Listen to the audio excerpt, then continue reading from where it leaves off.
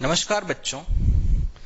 आज आर्टिकल की तीसरी क्लास है। तो मैं बता दूं कि जो बच्चे आज पहली बार क्लास ले रहे हैं इंग्लिश की, उनको भी समझ आएगा, क्योंकि नया टॉपिक है ये। आर्टिकल में एक नया टॉपिक उठा रहा हूं मैं, और पहले हम इसकी थोड़ी सी जानकारी लेंगे, थोड़ी सी थ्योरी पढ़ेंगे, और उसके बाद हम काफी सारी प्रैक्टिस करेंगे। तो लेक्चर के लास्ट तक आपको ना ये चीज बहुत ज्यादा अच्छे से याद हो जाएगी। ठीक है, तो स्टार्ट करते हैं। हमारा टॉपिक है आर्टिकल्स के टाइप। तो आर्टिकल जो है वो दो टाइप का होता है मेनली। आर्टिकल दो टाइप का होता है। एक होता है इनडेफिनेट आर्टिकल, एक होता है इनडेफिनेट आर्टिकल, और एक होता है डेफिनेट आर्टिकल। डेफिनेट आर्टिकल एक होता है इनडेफिनेट आर्टिकल, और एक होता है डेफिनेट आर्टिकल।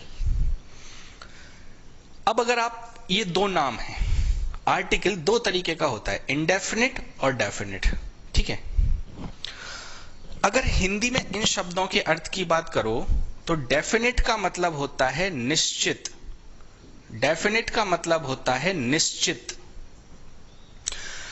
और इनडेफिनेट की अगर आप बात करो तो इनका मतलब होता है नहीं, और डेफिनेट का मतलब निश्चित। तो इनडेफिनेट का पूरा मतलब हो जाएगा अनिश्चित। और इसी से आप समझ जाओगे। अगर आपको निश्चित और अनिश्चित में फर्क पता है कि निश्चित और अनिश्चित में क्या फर्क है, तो आपको इन दो चीजों में, डेफिनेट और इनडेफिनेट में फर्क में ना समझने में ज्यादा प्रॉब्लम नहीं आएगी। ठीक है, जैसे आपने तीन आर्टिकल्स पढ़े हुए हैं, ए, एन और द।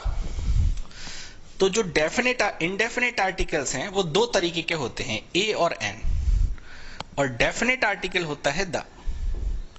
तो जो ए एन द है उनको दो भागों में बांटा गया है।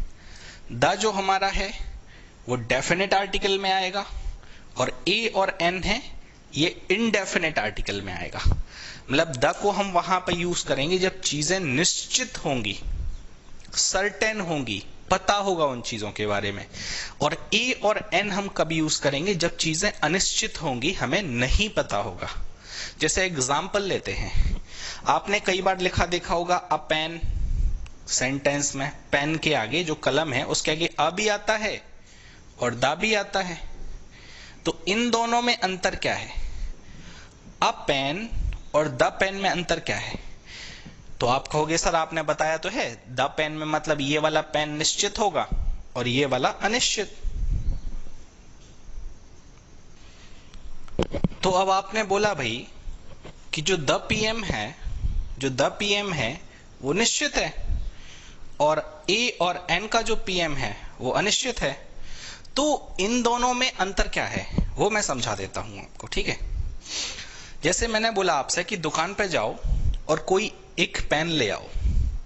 हिंदी में मैंने आपको बोला दुकान पे जाओ और कोई एक पेन ले आओ, या फिर ऐसे बोलूंगा कि दुकान पे जाओ एक पेन ले आओ, दुकान पे जाओ एक पेंसिल ले आओ, दुकान पे जाओ और कुछ भी दुकान से मंगाना हो, एक झाड़ू ले आओ। ठीक है, तो जब आप एक या फिर कोई एक के सेंस में बात करोगे, एक या फिर कोई एक, इस सेंस में अगर आप बात करोगे तो आप उसी पेन के आगे ए लगा दोगे। और दूसरा और अच्छे से समझेंगे, जैसे दुकान पे गए आप, मैंने बोला भाई दुकान पे जाओ एक पेन ले आओ। आप गए, दुकान वाला क्या करेगा? दुकान वाला एक पेन उठाएगा और वो आपको दे देगा। जब आप पेन लेने जाओगे तो वो अपनी जो डिब्बे में पेन रखे होंगे उसके, उसमें से कोई एक पेन उठा देगा ना, दे देगा। अब मैं अगर आपको एक बात बोलूं कि कल जो मैं काला वाला पेन लाया था ना, वो उठा के ले आओ मेरे कमरे से, तो आप जाके कोई एक पेन लाओगे कि जो पेन मैंने बोला है स्पेसिफिक वाला, जो डेफिनेट पेन है कि नहीं नहीं यही वाला पेन चाहिए, वो वाला पेन लाओगे ना, तब द लगाना। जैसे मैं बोलूं कि मेरे कमरे में, फिर से समझना, जैसे मैं बोलूं कि मेरे कमरे में काफी सारे पेन पड़े हैं, कोई एक पेन ले आओ, ठीक है, तो ब्रिंग मी अ पेन, तो तब ए लगाएंगे कि काफी सारे पेन हैं, उनमें से कोई एक उठा लाओ। लेकिन मैं अगर बोलूं देखो उस टेबल पे जो पेन पड़ा हुआ है ना काला वाला, या उस टेबल पे जो पेन पड़ा हुआ है वो वाला पेन लाओ, तब आप दे पेन लगाओगे। तब समझ में आ गई बात। अब जैसे मान लो कोई एक और एक का सेंस आना चाहिए, ये हो गया। अब दूसरा एग्जांपल मैं आपको बताता हूं। जैसे मैंने बोला भैया मुझे बहुत तेज गर्मी लग रही है, जैसे मैंने आपको बोला कि मुझे बहुत तेज गर्मी लग रही है, पंखा चालू कर दो। मैंने आपको ये बोला कि मुझे गर्मी लग रही है, पंखा चालू कर दो, तो आप फैन लगाओगे कि the fan? Switch on the fan होगा या फिर स्विच ऑन अ फैन? बताओ भैया। अंडरस्टूड है कि मेरे सर के ऊपर आसपास जो पंखा है वही वाला चालू करोगे ना। मैंने बोला जाओ पंखा चालू कर दो, तो किसी पड़ोसी के यहाँ का कमरा पंखा चालू कराओगे, या फिर बगल वाले कमरे का पंखा चालू कर दोगे? नहीं, आप क्या करोगे, आप जो मेरे सर के ऊपर पंखा लगा है वही वाला चालू करोगे। ये अंडरस्टूड है कि नहीं है? तो निश्चित है ना कि यही वाला पंखा चालू करना है। अब जैसे मैंने बोला स्विच ऑन द टीवी, तो आपको समझ में आ गया भाई। मैंने कहा भाई टीवी चालू कर दो, तो आप क्या करोगे, जाओगे 2-4 किलोमीटर, फिर एक आध कोई घर पड़ेगा उसका ताला तोड़ोगे, फिर उसकी टीवी ऑन कर दोगे, ऐसा करोगे? नहीं, जो मेरे सामने टीवी लगी है वो ऑन करनी है। तो ये सेंटेंस में पता चल जाता है, ये सेंस ऑफ अंडरस्टैंडिंग है। केवल 40 मिनट लगेगा आपको वहां तक पहुंचने में। तो आप क्या कहोगे, switch on the TV, turn off the TV. ठीक है भाई, ओके। अब मैं यहीं पे आपको ये बोलूं कि भैया आजकल गर्मी बहुत है, और क्या है, हमारे ये हॉल में ना पंखा नहीं लगा हुआ है, तो एक पंखा लाना है मार्केट से। अब आप जब अब आप मेरे को बताओ कि जब आप मार्केट जाओगे तो किसी कोने की दुकान में ऊपर के अलमारी में दुकान की जो पंखा लगा वही लाओगे, कि आप तलाशोगे जो आपको अच्छा लगा वो लाओगे? इस कंडीशन में क्या है, बहुत सारे पंखे हैं आपके पास। ध्यान से सुनना मेरी बात को। मार्केट जाओगे तो तरीके तरीके के पंखे मिलेंगे, इनमें से कोई एक पंखा ही तो लाओगे ना। मैंने कहा भाई जाओ बाजार से एक पंखा ले आओ, या मैं बोलूंगी कल मुझे बाजार जाना है एक पंखा लाना है, तो कोई निश्चित पंखा लाना है कि बहुत सारे पंखे में से मैं एक चूज करूंगा? बहुत सारे पंखे में से मुझे आजादी होगी ना चूज करने की। नहीं, आप मेरे को फिर कहो नहीं बंदूक लगा के सर वो बल्लू भाई साहब की दुकान से वो जो पंखा देंगे वही लो, क्योंकि वो सड़ा वाला है, उसी में मजा आएगा आपको हवा खाने में। नहीं नहीं नहीं, ऐसा नहीं है ना। आप बाजार जाओगे, बहुत सारे पंखे देखोगे, उसमें से एक पंखा ले आओगे। अब आप बाजार गए, मैंने बोला भाई टीवी ले आओ। मैंने कहा कि एक टीवी खरीद के लानी है बाजार से, या मैंने आपको बोला कि आप खरीद के ले आओ या फिर मैं चला जाऊं। तो बाजार जाके सीधे जाओगे और जहां पे पहली निगाह पड़ गई ये टीवी उठाओ भाई पैसे दो, ऐसे आ जाओगे क्या? नहीं, बाजार में जाओगे तो पंखा तो ठीक है, टीवी तो और ज्यादा देखोगे, ये वाली टीवी, वो वाली, फ्लैट वाली, एलईडी वाली, पता नहीं कौन कौन सी, एंड्रॉइड टीवी, ये टीवी वो टीवी, उनमें से एक टीवी लाओगे आप। तो यहां पे बहुत सारी चीजों में से आप चूज करते हो, तब आप ए और एन लगाते हो, तब आप ए और एन लगाते हो। लेकिन अब मुझे आप एक बात बताना, मैंने बोला पंखा चालू कर दो, तो क्या 4 पंखों में से आपने देखा? पहले आपने देखा अच्छा 4 पंखे हैं, कौन सा चालू करूं? एक कोई कर देता हूं, कि वही करोगे जो मेरे ऊपर लगा हुआ है सिर के? एक ही है ना, निश्चित है ना भाई, ये चीज है। आप ना चौथे, पांचवें, छठवें लेक्चर पे आने देना थोड़ा सा मेरे को, ठीक है? आपको लग रहा होगा थोड़ा कि एकदम सिंपल सिंपल सा चल रहा है ना, काफी ज्यादा अच्छे से कॉन्सेप्ट क्लियर कर दूंगा। 70-80% आपको नहीं रटना पड़ेगा, क्योंकि आर्टिकल पूरा याद करने वाला सारा रूल पे रूल, इसमें दा आता है, इसमें दा आता है, इसमें दा आता है, फलों में, सब्जियों में, पता नहीं क्या क्या नाम होते हैं। आपको याद कम करना पड़ेगा अगर आप मेरी बातों को सुनते गए तो, और वो पहली क्लास का ना 5वीं क्लास से लिंक हो जाएगा, ऐसा सिस्टम होगा। तो आप मेरी बात को समझते जाना जो मैं आपको समझाना चाहता हूँ। अब जैसे टीवी है, मैंने कहा टीवी ऑन कर दो, तो मेरे सामने क्या 12-15 टीवियां लगी हुई हैं? अगर लगी होंगी 12-15 तो मैं कहूंगा जे वाली टीवी ऑन करो, तब आप करोगे ना। अब 12-15 टीवी भी लगी होंगी और मैं कह दूंगा ऑन कर दो, तो ऐसे ही कर दोगे? नहीं, ये मैं मैं बता रहा हूं, मान लो मेरे कमरे में 15 टीवी लगी हैं तो भी मैं कहूंगा जे वाली टीवी ऑन करो। समझ गए हो?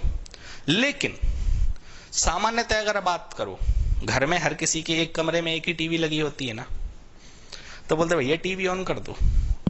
तो अब क्या वो उसके पास चॉइस कितनी है टीवी ऑन करने के लिए? एक कमरा एक टीवी, जाएगा वो टीवी ऑन कर देगा। तो एक निश्चित ही है ना, इसीलिए दा लगा है बेटा।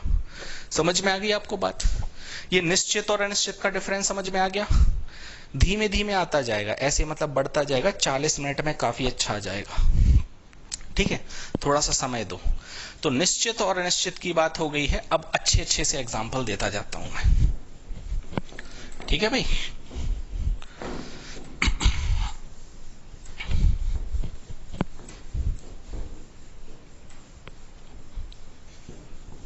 और फिर उसके बाद मैं क्वेश्चंस दूंगा काफी सारे, जिसमें से आपको क्वेश्चंस को लगाना है और मुझे आंसर बताना है। अब जैसे मैंने बोला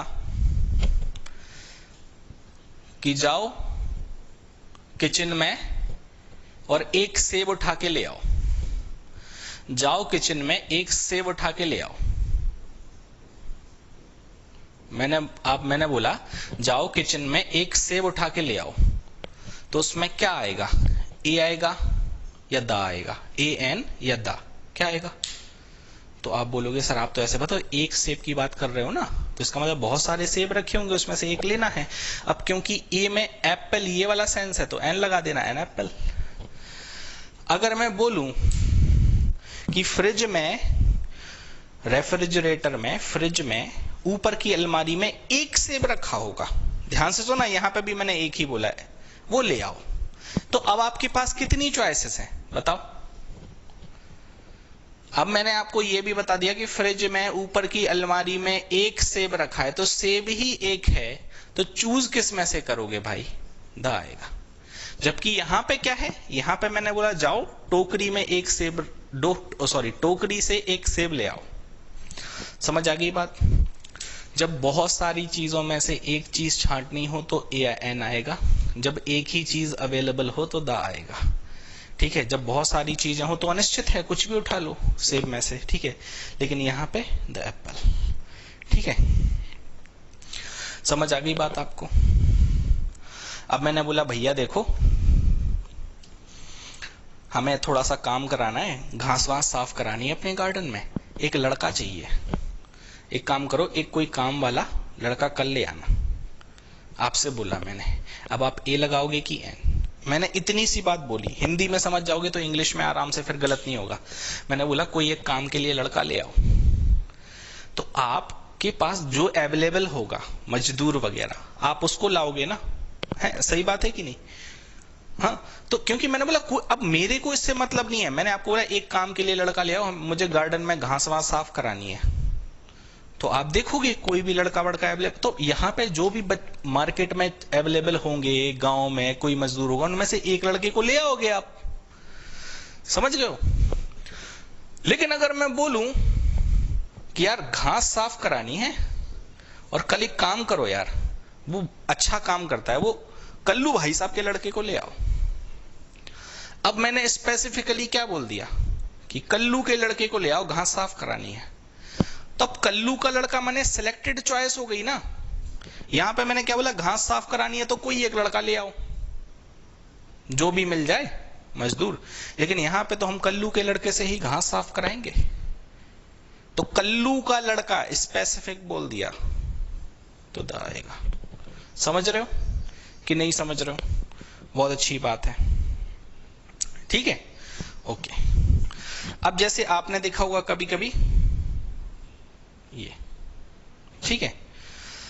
अब जैसे मान लो मैंने बोला कि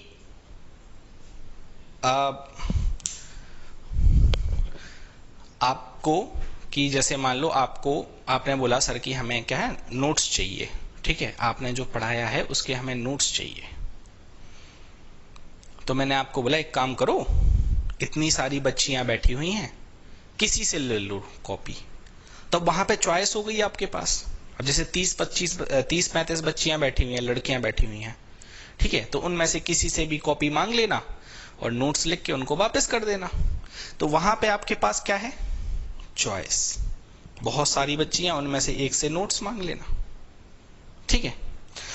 अब मैं बोलूं गर्ल में, बताना ए आएगा एन की द। अब जैसे मैं बोलूं कि ये वो लड़की है, ठीक है, जिसने क्लास में टॉप किया है, तब टॉप क्लास में एक आदमी करेगा कि कई सारे कर देंगे, 1000 लोग कर देंगे? एक आदमी करेगा ना। एक निश्चित हो गया ना, वहां पे एक बाउंड्री बन गई।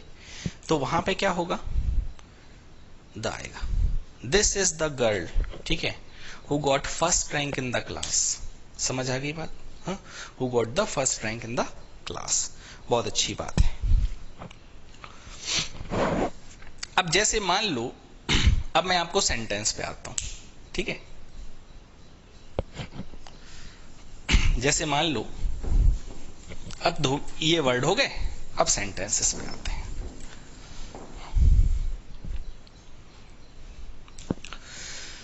जैसे मैंने आपको बोला, अ लॉयन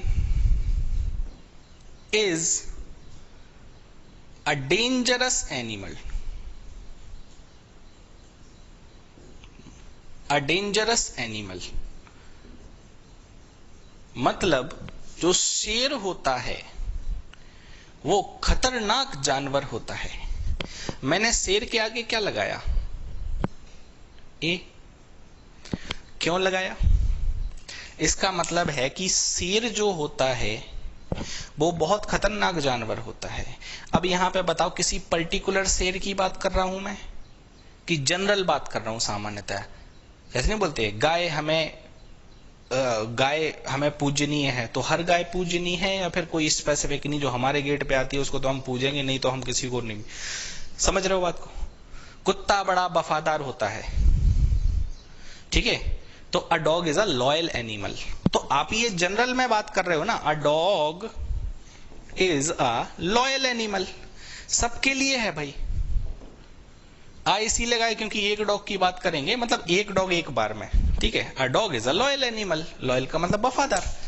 तो अब तुम्हारे घर के आसपास जो कुत्ता होगा उसके बारे में भी बात कर रहा हूँ, मेरे घर के आसपास होगा उसके बारे में भी बात कर रहा हूँ। सही बात है, अच्छी बात है। अब देखो, अगर मैं इस सेंटेंस को ऐसे पढ़ूं, ध्यान से सुनना मेरी बात को, अगर मैं इस सेंटेंस को ऐसे पढ़ूं कि The loin was very weak। अब ध्यान से सुनना, ये क्यों और कैसे यूज हुआ है। जैसे मान लो कि हम लोग गए जू में, चिड़ियाघर में। अब हमने वहां पे एक शेर देखा। अब वो बेचारा जंगली जानवर, जंगल में रहने वाला, उसको चिड़ियाघर में रख रखा है, तो वो टेंशन में रहेगा। जेल टाइप हो गई, तो जेल में लोग क्या है, मोटे नहीं होते, पतले हो जाते हैं, ठीक है। तो जो चिड़ियाघर के शेर होते हैं वो हमेशा आप देखना वीक से होते हैं, ठीक, कमजोर से। तो यहां पे जैसे मैं पर्टिकुलर लॉयन की, ठीक है, yesterday we went to a zoo, we saw a lion, फिर बोलेंगे the lion was very weak. तो जो जू का लॉयन था, द जू लॉयन भी बोल दो, द लॉयन इन जू ऐसे बोल दो, द लॉयन इन जू। तो अब हम एक पर्टिकुलर लॉयन की बात कर रहे हैं, इन जू में, चिड़ियाघर में, तब हम द लगाएंगे। समझ में आ गई बात? अब जैसे मैं बोलूं द डॉग ऑफ दिस मोहल्ला, जैसे मैं बोलूं डॉग ऑफ दिस मोहल्ला आर वेरी, ठीक है, वेरी डेंजरस, मतलब ऑफ दिस मोहल्ला। अब एक बात बताओ, मैं जनरल बात कर रहा हूं कि इस मोहल्ले के कुत्तों की बात कर रहा हूं? मैं एक पर्टिकुलर मोहल्ले के कुत्तों की बात कर रहा हूं ना, तो यहां पे कह आएगा द डॉग ऑफ दिस मोहल्ला आर वेरी डेंजरस। समझ आ गई बात?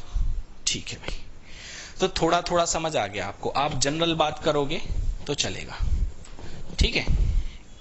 लेकिन अगर आप पर्टिकुलर बात करोगे तो आपको द लगाना पड़ेगा। अब आपको धीमे धीमे सेंस आने लगा है। अब मैं आपसे पूछता जाता हूं। अब जैसे मान लो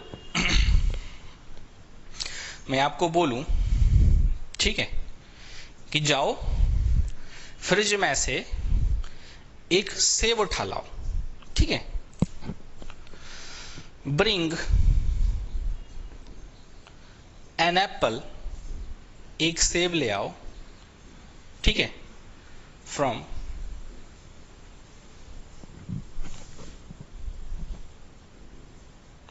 रेफ्रिजरेटर, ठीक है, bring an apple from refrigerator.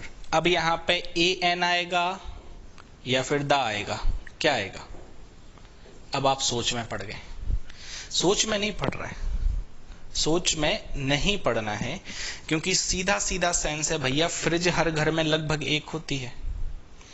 और जैसे मैं आपको अगर ये बात बोल रहा हूं, जाओ फ्रिज में से सेब ले आओ एक, मतलब कई सारे सेब रखे होंगे, ठीक है, इस पे नहीं, मैं तो इसकी बात कर रहा हूं कि फ्रिज के आगे आप ए एन लगाओगे कि दा? आप हिंदी में कैसे बोलते हो? ये डेली की क्रिया है ना आपकी। आप ऐसे बोलते जाओ फ्रिज में से एक सेब ले आओ, या ऐसे बोलते हो जाओ किसी कोई भी फ्रिज में ले उठा के मोहल्ले वालों का खोलना, उसमें जो सेब रखा होगा वो ले आना, ऐसे बोलोगे कि अपने फ्रिज की बात करोगे? और बच्चा जिसको भी आप बोल रहे होगे काम करने को, वो जाके मोहल्ले वालों के फ्रिज में से खोल के सेब लाएगा कि इस वाले से जो अपने किचन में? अपने किचन में ना। तो पर्टिकुलर है, एक निश्चित है, इसीलिए द आएगा, ठीक है। अब जैसे मान लो कि आपकी मम्मी की पड़ोस की दोस्त आई, समझ आ रही बात? आपकी मम्मी की पड़ोस की दोस्त आई, उन्होंने कहा बेटा बेटा ये बताओ मम्मी कहाँ है? उन्होंने बोला बेटा बताओ मम्मी कहाँ है? तो आप क्या कहोगे? Mom is in kitchen. Mummy खाना बना रही हैं, ठीक है भाई, मॉम इज इन किचन। अब मेरे को सीधी सी बात बता दो कि mom is in a kitchen होगा या फिर इन द किचन होगा? तो अब धीमे धीमे सेंस और मतलब जनरेट हो रहा है ना, धीमे धीमे सेंस समझ आ रहा है, सबको आ गया होगा आंसर, ठीक है। आप ना लाइव चैट में बता दो मेरे को, ठीक है। ऐसे ऐसे करते करते हम लास्ट में बहुत अच्छे अच्छे एग्जाम्पल पे पहुंचने वाले हैं। आपने देखा मॉम इज इन किचन। अब एक बात बताओ मेरे को, आपके यहाँ पे लाखों किचन हैं क्या? हजारों किचन हैं, सैकड़ों हैं? अरे मैं कह रहा हूं 5-7 किचन है क्या आपके घर में? नहीं, एक ही किचन होगी ना, जहां पे रसोई होगी वो एक ही होगी। तो सोचना क्या है? निश्चित है भाई, ये निश्चित है, किचन निश्चित है। अब मेरे को एक बात बताओ, पृथ्वी क्या है? एक है कि बहुत सारी पृथ्वी हैं? तो तभी तो द अर्थ लगाते हैं। सूरज क्या है? एक है ना, तो तभी तो द सन लगाते हैं। अब इसमें लोग याद करते हैं सूरज के आगे द आता है, पृथ्वी के आगे द आता है। आप मेरी इतनी बातों को समझ लो, जो मैं आगे पढ़ाऊंगा उसमें नियम कम हो जाएंगे। कोई भी कंपटीशन की आपकी किताब होगी ना, उसके आपके 70% नियम आपको याद हो जाएंगे। इसीलिए तो इतना धीमे धीमे चल रहे हैं, कारण है, ठीक है। और आपके 2 नंबर पक्के हो जाएंगे। समझ आ रही है मेरी बात? तो किचन हुआ। अब किचन एक है, तो किचन में हमें सोचना थोड़े ना है कि हम क्या लगाएंगे, सीधा द किचन लगा देंगे। बहुत अच्छी बात है। अब बढ़ते हैं आगे।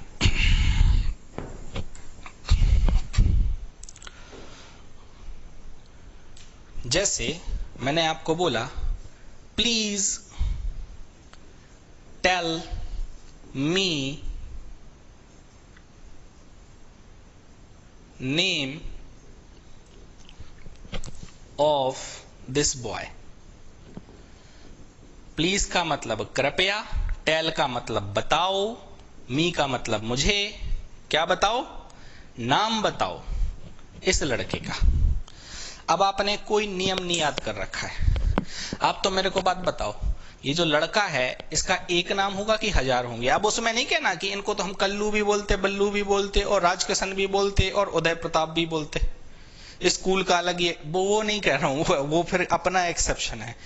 लेकिन पूरी दुनिया में माना क्या जाता है कि एक आदमी का एक नाम है।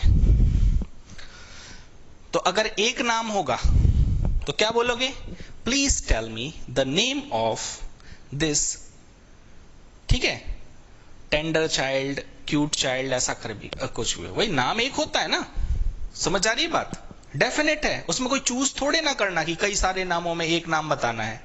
ठीक है, नाम एक होता है, और नहीं भी अगर आपको लगता है तो भी एक ही मानना। ठीक है, अब देखो मैं आपको समझा रहा हूं, जो आपने पढ़ रखा है या जो आपने सुन रखा है। आप क्या करते थे बचपन में? जब आपको छुट्टी पे जाना होता था तो एप्लीकेशन लिखते थे ना। बचपन में जो आप एप्लीकेशन लिखते थे छुट्टी के लिए, या फिर क्लास में टीचर ने कभी एप्लीकेशन लिखवाई? क्लास में कभी टीचर ने अंग्रेजी में एप्लीकेशन लिखवाई कि छुट्टी की एप्लीकेशन लिखो? तो आप ऐसे करते थे, टू द प्रिंसिपल,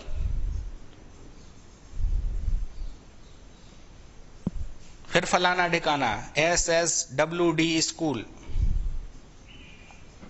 फिर लिख दोगे करेरा। ये प्रिंसिपल के आगे दा क्यों लगाते थे? प्रिंसिपल के आगे हमेशा दा क्यों लगा होता है? या फिर प्राइम मिनिस्टर के आगे दा क्यों लगा होता है? या फिर चीफ मिनिस्टर के आगे दा क्यों लगा होता है? क्योंकि भैया जब आप किसी स्कूल की बात कर रहे हो तो वहां का एक ही तो प्रिंसिपल होगा। किसी स्कूल में 4-4 प्रिंसिपल देखे हैं? नहीं देखे ना भाई। तो एक प्रिंसिपल होगा। अब अगर आप प्रधानमंत्री की बात करो या मुख्यमंत्री की, तो कभी भी किसी देश या किसी राज्य में, कभी भी किसी देश या किसी राज्य में आपने 4-4 प्रधानमंत्री, 4-4 मुख्यमंत्री देखे हैं क्या? नहीं। समझ आ रही बात? ये कारण है, आप ना ध्यान से सुनते जाना। आप टू द प्रिंसिपल करते थे क्योंकि आपने हमेशा एक ही प्रधानाचार्य को रिपोर्ट किया है, या एक ही प्रधानाचार्य का स्कूल होता है। एक स्कूल में 6-6 प्रधानाचार्य नहीं होते। अब भारत के राष्ट्रपति कितने होंगे? हजारों होंगे कि एक होगा? एक होंगे ना। तो ऐसे लिखा जाता है द प्रेसिडेंट्स, प्रेसिडेंट, ठीक है, द प्रेसिडेंट।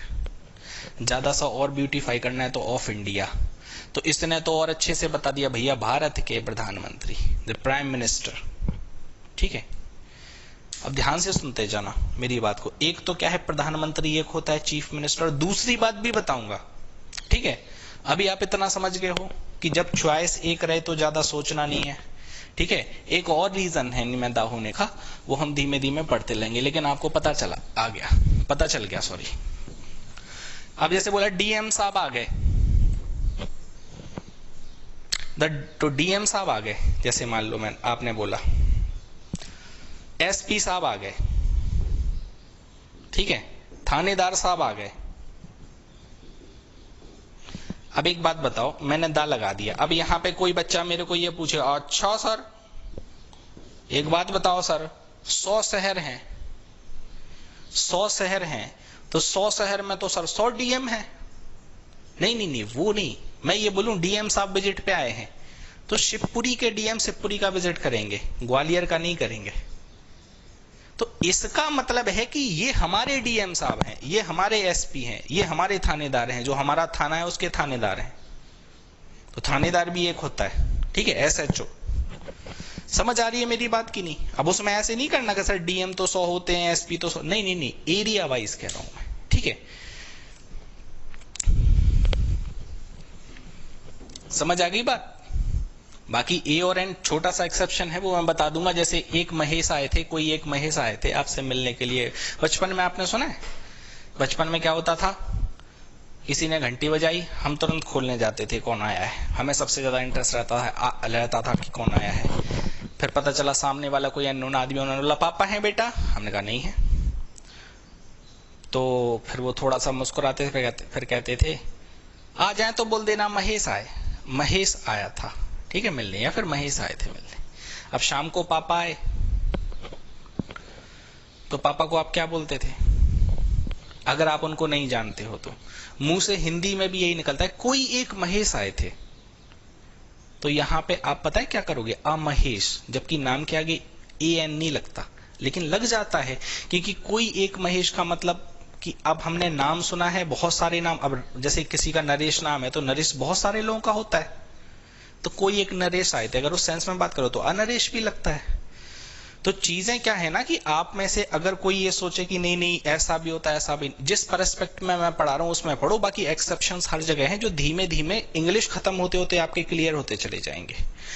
अभी लेकिन आप ये नहीं सोचना कि 100 डीएम होते हैं तो सर हम एक डीएम की बात करेंगे। अब जैसे मैं हूं, अब हमारे मोहल्ले में डीएम साहब आए हैं तो मैं कहूं एक डीएम आया है, नहीं, द डीएम आए हैं। द डीएम का मतलब अब शिवपुरी के होंगे तो शिवपुरी के मोहल्ले में जाएंगे ना, ग्वालियर के थोड़े ना जाएंगे। तो ये बात है। अब प्रधानमंत्री कई हैं, हर देश का प्रधानमंत्री होगा, लेकिन फिर भी हम द प्राइम मिनिस्टर क्यों लगाते हैं? इसका मतलब हमारे देश के प्रधानमंत्री, द प्रेसिडेंट हमारे देश के, उसमें हमें बताना नहीं पड़ेगा। अब मैं यहां पे हूं, मैं बोलूं द पीएम साइंड, ठीक है, सम एमओयूज, तो इसका मतलब हमारे पीएम की बात कर रहे हैं। लेकिन अगर दूसरा पीएम होगा तो हम डिफाइन कर देंगे, PM of England, PM of फलाना कंट्री, पीएम ऑफ ढिकाना कंट्री। ठीक है भाई, आगे बढ़ते हैं। तो आपको समझ में आ रहा है धीमे धीमे, आशा करता हूं आ रहा होगा। ठीक है, अब जैसे हम लोगों में जनरल बात चल रही है, अब मैं आपको कितनी बार बोलूंगा जेल प्रहरी के एग्जाम की तैयारी कैसी चल रही है? ऐसे बोलूंगा क्या? जेल प्रहरी के एग्जाम की तैयारी की बुक ले ली, जेल प्रहरी के, ऐसे बोलूंगा क्या? अच्छा नहीं लगेगा। मैं सीधा बोलूंगा एग्जाम की तैयारी कैसे चले, क्योंकि अंडरस्टूड है ना, एग्जाम तो कई हैं लेकिन आप जेल प्रहरी की तैयारी कर रहे हो ना। तो जैसे आप बोलोगे I am preparing for the exam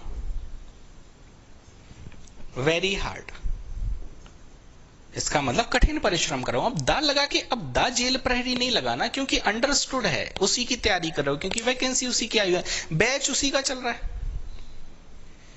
समझ में आ गई बात?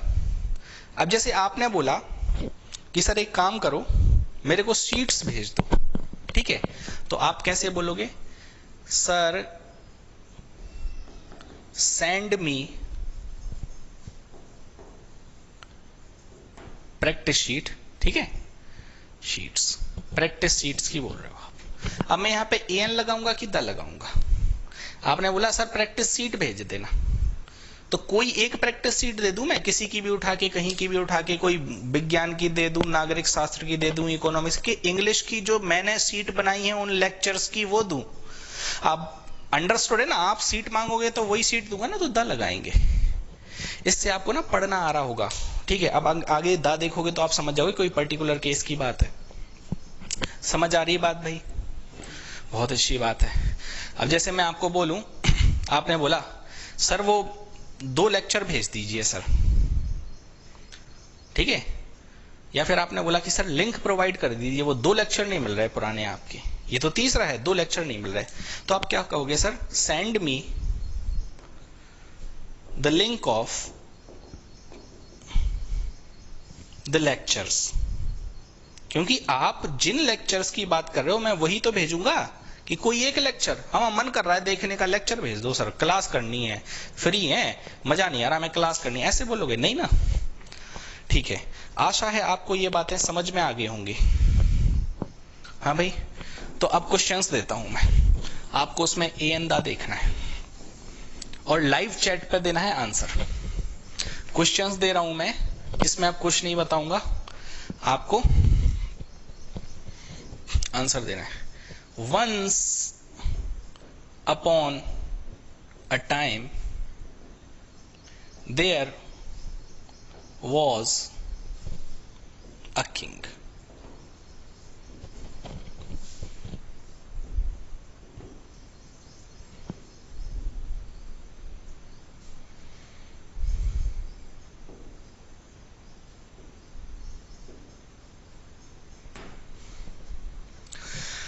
इसको बता देता हूं बस मैं, ठीक है, उसके बाद हम एक्सरसाइज शुरू करते हैं। एक और रह गया है।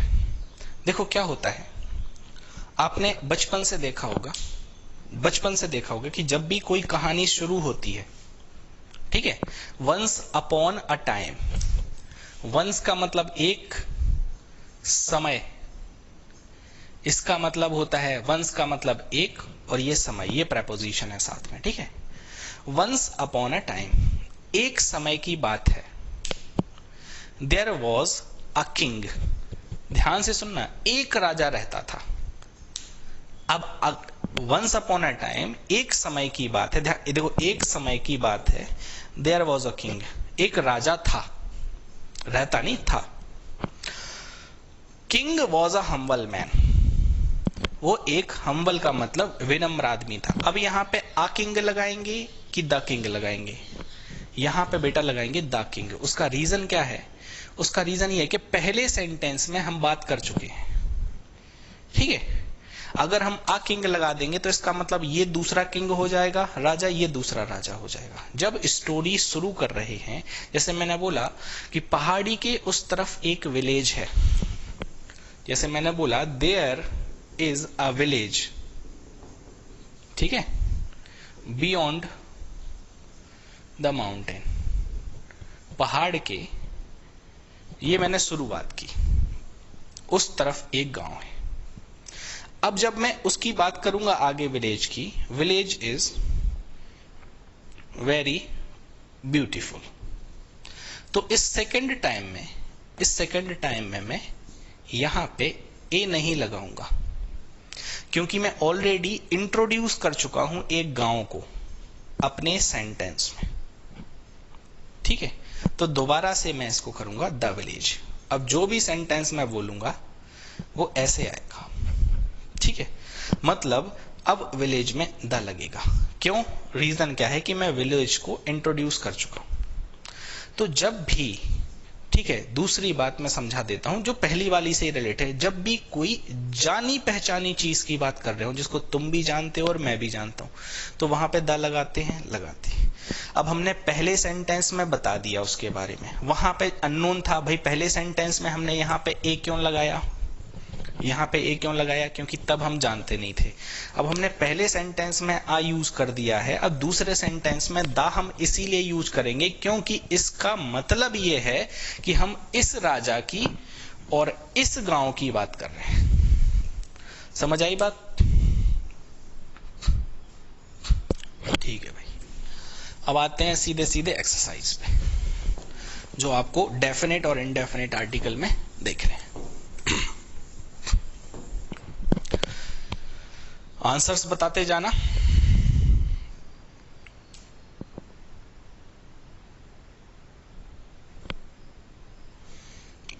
टेल मी अबाउट, मुझे बताओ बारे में,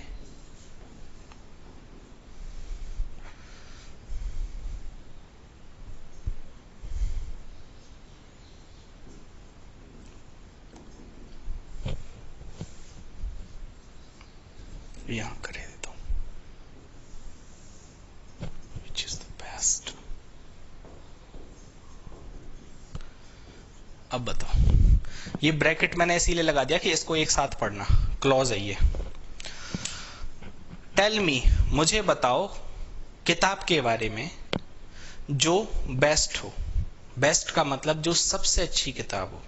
अब सबसे अच्छी किताबें हजारों होंगी कि एक होगी? आपने कहा सर जेल प्रहरी का एग्जाम है, आप तो हमें एक अंग्रेजी की सबसे अच्छी किताब का नाम बता दो, जो सबसे अच्छी किताब हो। तो सबसे अच्छी किताब कई सारी होंगी कि एक होगी? एक ही होगी ना, तो यहां पे द आएगा। अब आगे बढ़ते हैं दूसरे पे। जैसे मैंने बोला फाइंड कीज, की का मतलब चाबी, खोजो, ठीक है भाई। कभी कभी चाबी खो जाती है ना, चार्जर भी खोता है। फाइंड मोबाइल का, ठीक है, चार्जर। यहां पे क्या आएगा? ए एन आएगा कि द आएगा?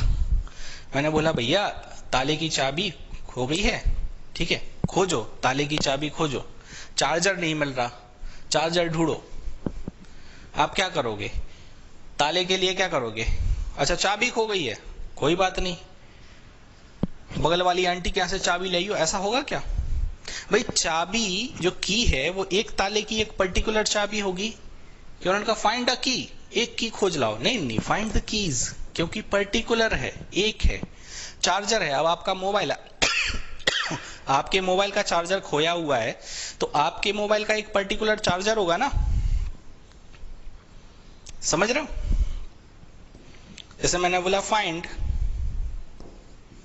Cap of this marker. अब मैंने बोला ये मार्कर है, इसका ये कैप है, अब ये खो गया।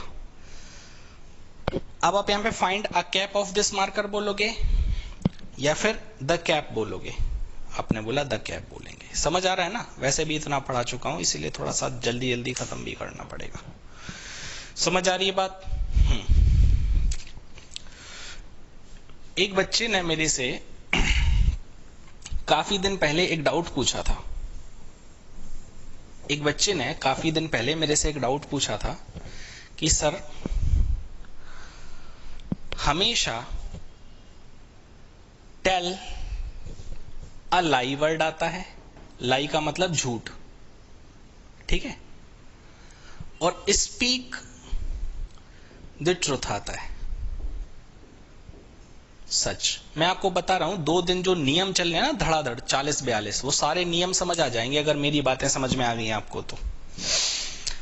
अब ये बात आपको समझ आ गई होगी कि टेल अ लाई और स्पीक द ट्रुथ क्यों होता है। टेल और स्पीक तो मैं बताऊंगा। आप तो लाई का मतलब झूठ, झूठ के आगे हमेशा होता है tell a lie, don't tell a lie, speak the truth. इसका मतलब बोलना झूठ, इसका मतलब बोलना सच। लेकिन फर्क क्या है? झूठ में ए लगा हुआ है और सच में लगा हुआ है द। सही बात है भाई? ऐसा क्यों है? रीजन ये है कि सच्चाई एक होती है। जैसे मैं बोल रहा सच बोलो, तो जो सच होगा, जो एकमात्र होगा, यूनिक, एक होगा, सर्टेन, निश्चित होगा, वही आप बोलोगे। तो यहां पे द आएगा। सच तो एक ही होता है, 1000 तो होते, आप चूज थोड़े ना करना है। लेकिन अगर आप झूठ की बात करोगे तो अलग अलग बहाने होंगे। लोग बहाने मारते ना, मैंने बोला भाई लेट क्यों आए क्लास में, तो बल्लू अलग बहाना मारेगा, कल्लू अलग बहाना मारेगा, रामू अलग बहाना मारेगा। हर किसी के अलग अलग बहाने होंगे, तो झूठ कई हो सकते हैं, इसीलिए लाई के आगे ए आता है। लेकिन सच एक ही होता है, इसीलिए ट्रुथ के आगे द आता है। ठीक है भैया, आगे बढ़े क्वेश्चंस में। ठीक है, अब मेरे को एक बात बताना, ठीक है,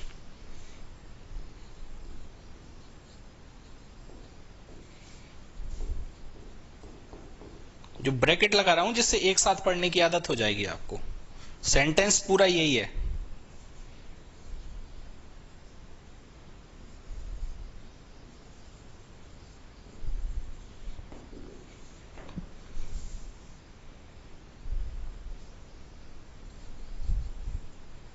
ये समोसा लिखा है, समोसाज, ठीक है, इंडियन डिश है, कोई अंग्रेजी में नाम नहीं है। किसके? बल्लू के, मतलब बल्लू की दुकान के। आर वेरी टेस्टी, टेस्टी होते हैं। बल्लू की दुकान के समोसे बहुत ज्यादा टेस्टी होते हैं। तो भाई देखो, मैंने बोला बाजार से जाके समोसे ले आना, तो आप AN लगा देना, कहीं से भी लाओ, कुछ समोसे ले आओ, ठीक है। या फिर मैंने बोला एक समोसा ले आओ, तो समोसा, ठीक है। अब लेकिन अगर मैं बल्लू की दुकान की बात करूंगा कि भैया मैं तो बल्लू की दुकान के समोसे चाहिए, क्योंकि बल्लू की दुकान के समोसे टेस्टी होते हैं, तो मैं यहाँ पे पर्टिकुलर एक दुकान की बात कर रहा हूं ना, मैंने चूज कर लिया ना। तो जब मैंने एक सिलेक्टेड बोल दिया कि नहीं भैया बल्लू की दुकान के ही समोसे खाने हैं, तो द समोसाज ऑफ बल्लू। समझ आ रही है मेरी बात? बहुत अच्छी बात है। अब कुछ क्वेश्चंस करके ना आप मेरे को बता दो, तो फाइनली ये लेक्चर एंड हो जाएगा। थोड़ा सा बड़ा खिंच गया है क्योंकि सिलेबस भी कंप्लीट करना है। आशा है आप सब समझ पा रहे होंगे। मैं क्वेश्चंस लिखता जाऊंगा, आप उनके आंसर्स लाइव चैट में देते जा सकते हैं।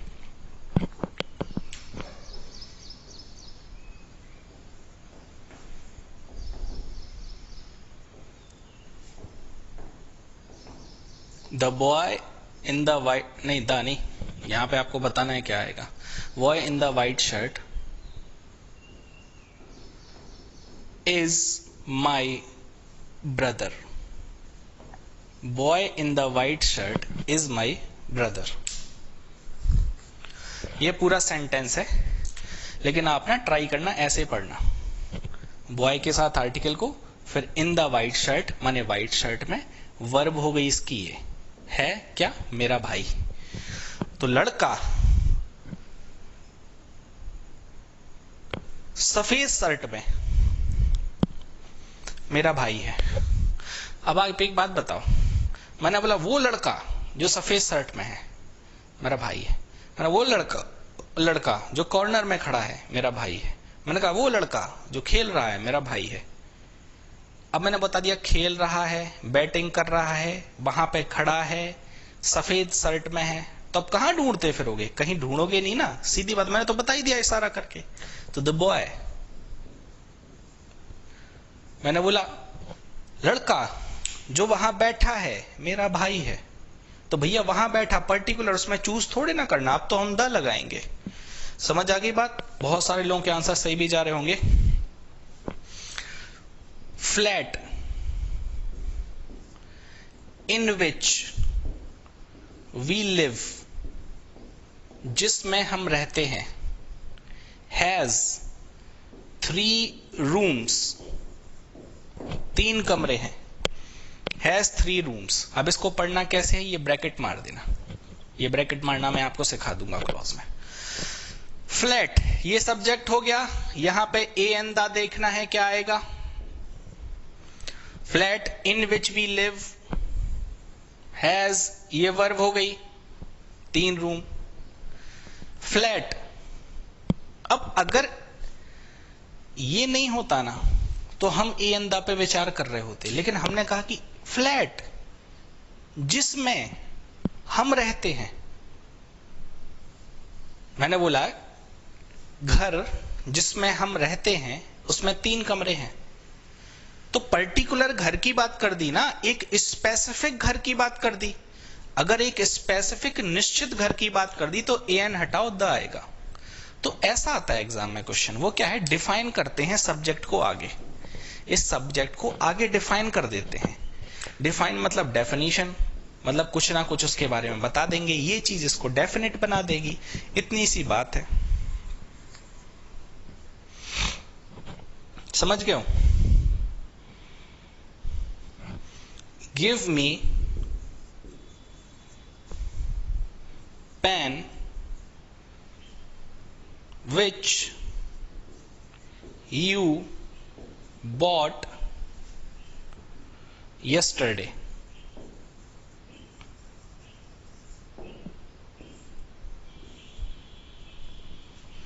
अब इसको पढ़ो तो क्या होगा, गिव दो मुझे, ठीक है भैया, पेन। अब कौन सा वाला पेन, सेंटेंस देखो पूरा है, ब्रैकेट ऐसा एग्जाम में नहीं आएगा बना हुआ, ये तो मैं बना रहा हूं। Give me pen which you bought yesterday, लेकिन मैं आपको बना रहा हूं जिससे आपकी प्रैक्टिस हो जाएगी। तो इसको अलग पढ़ो, और ये किसके बारे में बता रहा है, पेन के बारे में, इसीलिए इसको एडजेक्टिव क्लॉज बोलते हैं। ठीक है, बड़ा आसान है एडजेक्टिव क्लॉज, कुछ नहीं, ये एडजेक्टिव फ्रेज है, ये एडजेक्टिव क्लॉज है। क्योंकि भाई देखो यहाँ पे ये नाउन को बता रहा है, ये नाउन की विशेषता बता रहा है, ये नाउन की, जो नाउन की विशेषता बताता है वो एडजेक्टिव होता है।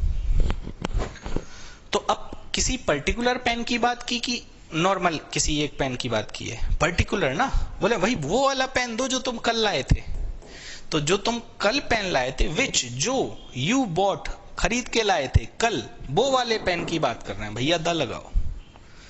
समझ आ गई बात? 2-3 क्वेश्चंस और प्रैक्टिस करेंगे, उसके बाद फिर आपकी छुट्टी। तो आप ना इसको एंड करके जाओ, मानो मेरी बात को, और शीट्स में तैयार करके दूंगा आपको, एक आधी दिन लगेगा, लेकिन आप थोड़े से क्वेश्चंस और लगा लो, मानो मेरी बात, 2 के 2 नंबर आपके पक्के हो जाएंगे। आप ये नहीं सोचना कि लेक्चर लंबा खींच दिया ये वो। अगर आपको 2 के 2 नंबर पक्के करने ना, तो इन क्वेश्चंस के सही आंसर दे देना, ठीक है? ओके, पहला question,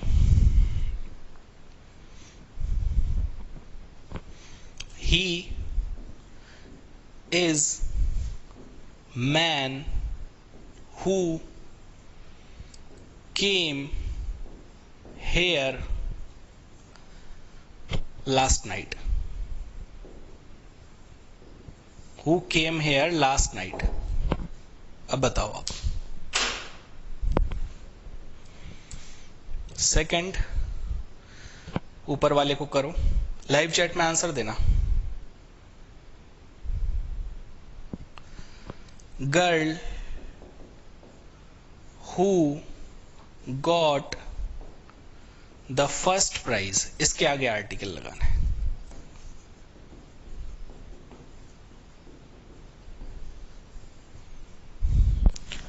is Aarti.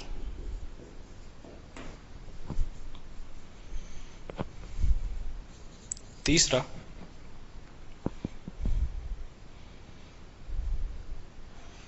This is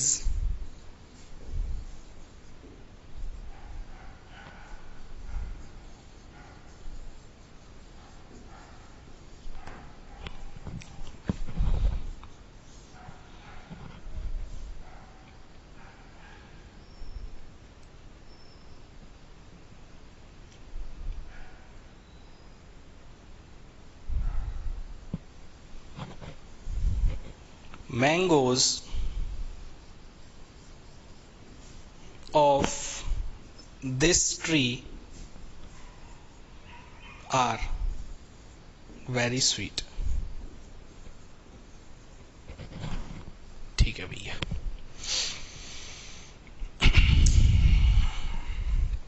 अब स्टार्ट करते हैं. पहला देखो, he is man. यहां से यहां तक ब्रैकेट बनाओ और पढ़ो मेरे साथ. ही इज मैन, जो, ये वर्ब की सेकेंड फॉर्म है, मतलब आया था, क्योंकि वर्ब की सेकेंड फॉर्म का मतलब होता है काम का हो चुका होना. हियर, यहां पे, लास्ट नाइट, ये वो आदमी है जो कल रात में आया था. तो कल रात में जो आदमी आया था उसकी बात कर रहे हैं कि कल रात में एक आदमी आया था उसकी बात कर रहे हैं? नहीं नहीं नहीं, एक ही इज, यह वो आदमी है. Particular he is the man, क्योंकि इसको इन्होंने डिफाइन किया है, पूरे सेंटेंस बनाया है इसके लिए. ठीक है, अभी नहीं पढ़ रहे थे once upon a time a king, फिर उसका द किंग, ये पूरी बात बोल तो दी मैन के बारे में कि ये आदमी आया था रात में, तो द लगाओ भाई. Who got the first prize, ये सब्जेक्ट है गर्ल, इज आरती. ये गर्ल आरती है, ये लड़की आरती है. अब आरती के बारे में क्या बता रहे हैं? हु गॉट, वर्ब की सेकेंड फॉर्म, जिसको मिला है पहला प्राइज, पहला इनाम जिसको मिला है वो आरती है. तो अब पहला इनाम मिला है, ये बात निश्चित कर दी ना. पहला इनाम तो एक आदमी को मिलेगा ना. अब ओलंपिक में गोल्ड मेडल 4-4 लोगों को थोड़े ना मिलते, एक ही को मिलता है. तो द